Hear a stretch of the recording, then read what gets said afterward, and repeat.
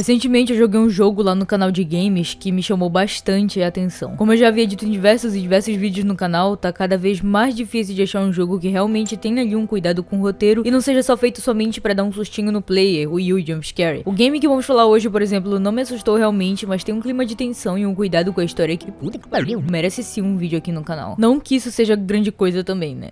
Opa, meu nome é Luca e hoje a gente vai descobrir num jogo de terror sobre a seita da lua. O incidente no bloco 71 é mais um daqueles jogos que tava enrolando pra jogar e por algum acaso, enquanto eu procurava algo pra gravar na itch.io, eu encontrei. Criado por Scary Cube, esse jogo tem um cuidado com a atmosfera que ele cria e eu tenho quase certeza que é feito por um brasileiro também. Então ponto pra gente. O game tem um aspecto clichê de found footage, mas nesse caso encaixa muito bem com a vibe que ele quer passar, com a história também. Os seus gráficos e a jogabilidade realmente não deixam a desejar, e a trilha sonora é quase nula, mas quando colocada dá aquele aspecto de tensão no jogador, do tipo, ok, que música é essa e por que ela foi colocada do nada? Eu acredito que com isso a gente consegue concluir que o jogo é bom. Apesar da ausência de jumpscares, da ausência de realmente coisas sem sentido colocadas apenas para assustar o player, o nosso objetivo é explorar essa faculdade e é isso que vamos fazer. Entre 1997 e 1998, o Bloco 71, em uma universidade no sul do Brasil, foi interditada por indícios de vazamento de gás. Contudo, durante esse período foram evidenciadas em diversas ocasiões atividades suspeitas vindas de dentro do edifício. Um funcionário, cuja identidade não foi revelada, decidiu investigar e gravar a origem dessas perturbações. O homem acabou sendo considerado como desaparecido pela polícia, mas partes da gravação estão sendo liberadas ao público.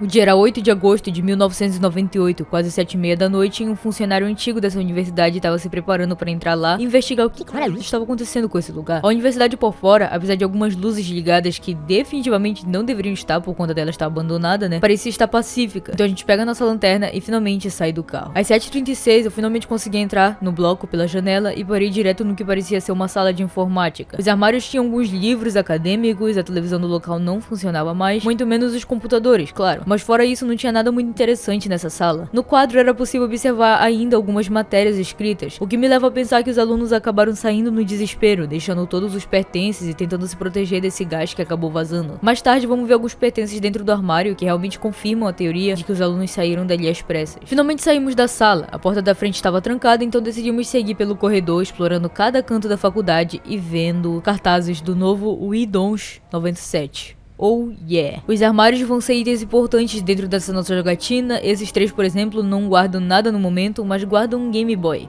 Referência. Curti. Então chegamos à sala 204, que parece ter sido destruída por algum problema na construção, algum problema na obra que fez essa rachadura bizarra aí, talvez o próprio vazamento de gás, mas aqui não tem nada demais também. A gente chega no que parece então ser o salão principal daquele bloco e chegamos em um banheiro. E é aqui que as coisas começam a ficar estranhas, mais especificamente na segunda cabine do mesmo. O negócio é que tinha um cartaz que dá o início da nossa história. Você viu a lua? Não, não é a mesma lua. Se você a viu também, venha nos encontrar. Você foi escolhido, a próxima ascensão está chegando. E ali do lado, um e-mail para comunicação. Isso pode ser qualquer brincadeirinha de um jovem universitário, né? Não sei se eles teriam tempo, mas pode ser. Mas no caso desse jogo não é. Preste muita atenção nesse símbolo aqui, e vai ser bem útil mais tarde. Enfim, o resto dos banheiros estavam normais e a gente prosseguiu ali pelo salão principal, vendo a total bagunça, tudo interditado e mais 3 portas trancadas. Exceto o que parecia ser a enfermaria. Bom, os armários e as camas não guardavam nada demais, mas olhando pro quadro a gente conseguiu notar uma escrita estranha e uma espécie de carta do lado. Lembrem-se do motivo de estarem aqui. Ok, eu tô aqui pra gravar vídeo, mas ok, vamos dar uma olhada nessa carta então. 17 de dezembro de 1997. Marcelo, não é novidade que Daniel nos irrita um pouco. Ele entende bem seus privilégios por ser parente da Cláudia e os aproveita para buscar a ascensão. Mas eu te pergunto, o simples fato de ele não ser um escolhido, e isso é um fato, não é o suficiente para afastarmos ele do grupo? Nós nunca concordamos em deixar ou não pessoas comuns juntarem-se a nós, e você sabe que eu sempre fui contra. Eu sei que a Cláudia concordaria comigo, pelo menos nisso, se ela ainda estivesse aqui. Para piorar, Daniel parece estar falando de pessoas de fora sobre nossos planos. E antes que você me pergunte, não, ele não está disposto a participar da iniciação. Fraco como ele é, era de se esperar. Atenciosamente, Inês. Certo, peraí, vamos analisar aqui o que acabou de acontecer. Por meio dessa carta feita um pouco antes da data atual, a gente descobre o nome de alguns personagens importantes na nossa história e uma espécie de iniciação do grupo que logo vamos entender do que se trata. Mas a princípio sabemos que existe essa Inês falando com um tal de Marcelo sobre o Daniel. O Daniel parece aproveitar que é parente da Cláudia para ter alguns benefícios ali no grupo. Mas de acordo com a Inês, se a Cláudia ainda estivesse ali, ela não concordaria com isso. Nesse caso, quem é Cláudia? O que é esse grupo? E o mais importante de tudo, aonde a Cláudia tá?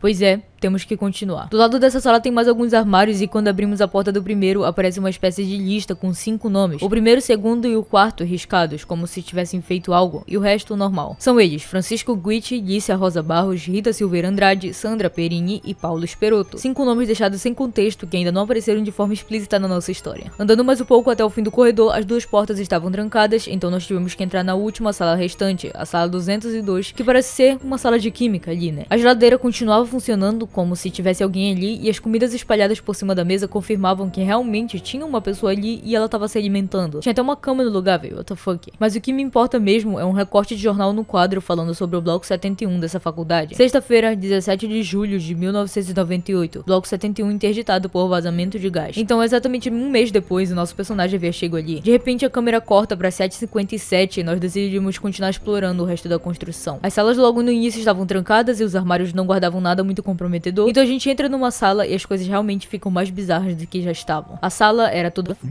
bagunçada, mas alguns recortes de jornais nos chamaram a atenção novamente. 12 de julho de 1932, 4 pessoas desaparecidas. Na manhã de terça-feira, 12 de julho de 1932, causou comoção na cidade, quando essas 4 pessoas sumiram. Certo, isso foi bastante tempo atrás, mas por que esse jornal estava aqui nessa sala? Eu dei risada quando eu vi o que diziam, mas quando eu a vi pela primeira vez, realmente senti meus olhos presos a ela. Certo. Ela quem? O que caralho está acontecendo? Eu senti que estava flutuando, comenta Cláudia. Era como se eu realmente estivesse sendo puxada por ela, quando questionada sobre a origem da sua pesquisa e o resto estava queimado. O surgimento e a aparição ocorreram enquanto os jornais locais conversaram e disseram que somente os escolhidos podem vê-la. 2 de agosto de 1965. O que está acontecendo no céu? Semelhante ao ocorrido 33 anos atrás na Europa, 2 pessoas alegam... Enfim, a gente já percebeu que tem um certo tempo. Primeiro, em 1932. Depois, em 1965. E qual seria a próxima data? Então depois de tudo isso já fica bem claro pra gente que esse grupo todo podia ver algo e que pra eles era muito bom. Além de que, sendo citada pela segunda vez, a Cláudia é uma peça bem importante nesse quebra-cabeça, mas atualmente, em 1998, já poderia estar morta. Em uma outra sala não tem nada mais que uma TV e uma cadeira, o que poderia ser uma sala comum, logo se transformou em um lugar bizarro, já que essa cadeira tinha pingos de líquido vermelho, se é que vocês me entendem, e uma corda, como se alguém tivesse fugido dali à força ou sido machucado. Mas a televisão não exibia nada, não importava quantas vezes a gente ligasse e desligasse. Andando pelo salão tem um outro banheiro aberto, esse que tinha uma luz piscando, mas zero jumpscares. O resto das salas continuavam trancadas. Então, sem mais locais pra explorar, a gente volta pra sala onde tinha jornais e encontra isso aqui.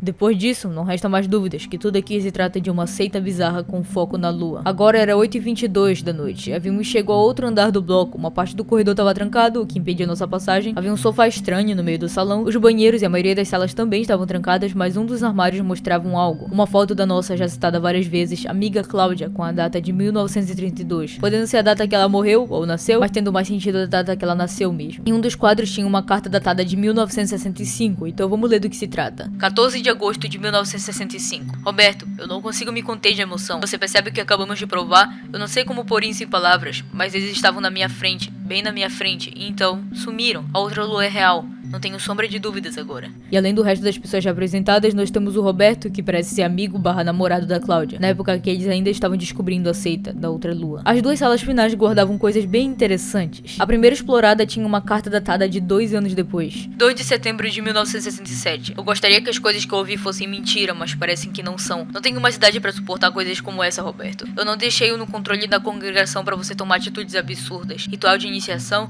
parece que você está transformando tudo isso em um negócio pra tirar dinheiro das pessoas. E pior ainda, aproveitar a situação para alimentar os desejos da sua mente doentia. Por favor, lembre-se da beleza por trás da ascensão e dos motivos pelos quais começamos a congregação. Sacrifícios nunca fizeram parte disso. Cláudia. Então, pelo que vimos ali, o Roberto, que agora era líder da congregação, né, havia criado esse ritual de iniciação para alimentar os desejos da sua mente. Algo que, de acordo com a Cláudia, nunca fora necessário. No final da sala tem algo bizarro. Nada mais que o corpo de 3 pessoas embrulhadas numa cama, o que me faz pensar naquela lista que vimos, onde o nome de 3 pessoas estavam riscados. Então, elas não teriam aguentado e teriam morrido, seja por feito do próprio grupo que elas estavam, ou por não aguentar a visão da lua. Francisco, Lícia e Sandra. Bem, hippie, né? F no chat. A outra sala também era bizarra, com colchões manchados de sangue espalhados pelo chão, restos de comida enlatada, uma televisão que não prestava e uma outra carta em um dos quadros, numa data recente até. 25 de julho de 1998. Luiz pediu para que eu lhe encaminhasse uma carta, já que você não estará de volta por mais algumas semanas. Está ficando complicado vigiar os oferecidos. Um deles esteve perto de escapar ontem à noite quando as escadas não estavam sendo vigiadas, e isso me fez pensar. Essa semana iremos amontoar algumas das mesas das salas de aulas nas escadas, garantindo que a única forma viável de locomoção seja pelo elevador. Acredito que assim podemos garantir que ninguém saia. Gostaria de saber a sua opinião. Atenciosamente, Pedro. Aqui somos recheados por mais dois personagens, Luiz e Pedro, que na situação atual não serviram pra nada mais, a não ser revelar que toda aquela bagunça era para impedir as pessoas de fugirem, e que o nome das pessoas que esperavam pela próxima lua, pela ascensão, era dado como Os Oferecidos. Na janela desse lugar eu consegui ver a lua e...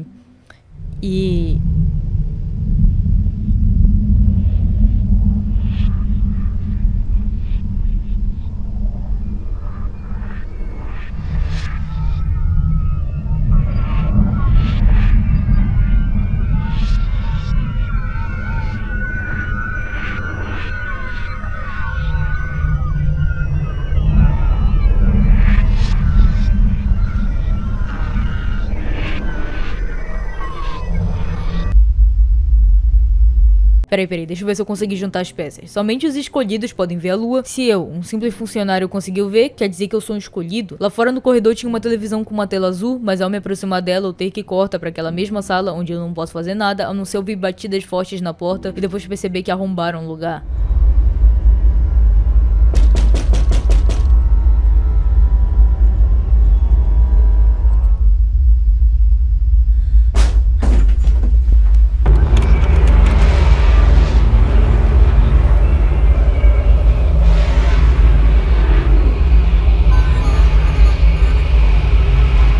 Então, às meia-noite 19 do outro dia, já no dia 9, eu acordei sem saber o que fazer. Os corredores estavam rodeados por velas e símbolos da lua. Todas as salas estavam trancadas e um sussurro estranho rodeava meu ouvido. Então eu entro numa sala azul, onde no quadro tem um cartaz sobre a ascensão da lua e a última carta. 27 de maio de 1977. Aos membros da congregação, por favor, lembrem que vocês estão aqui por um motivo extraordinário, sejam vocês marcados ou não. Eu li todas as cartas que me enviaram expressando desesperança quanto à ascensão, e posso lhes dizer que eu entendo. Em 1932, quando a lua surgiu pela primeira vez e depois em diversos momentos até 1965, quando a ascensão ocorreu novamente, eu sonhei que eu seria levada, mas não fui. Fiquei me perguntando por que eles, que mal sabiam da sua existência, ascenderam e eu não. Contudo, eu sei que minha hora chegará, e as suas também. Não sabemos em que momento, mas tenho convicção de que a próxima ascensão acontecerá em 1998. Tudo indica que ela voltará para nos buscar nessa data, então peço que mantenham a fé.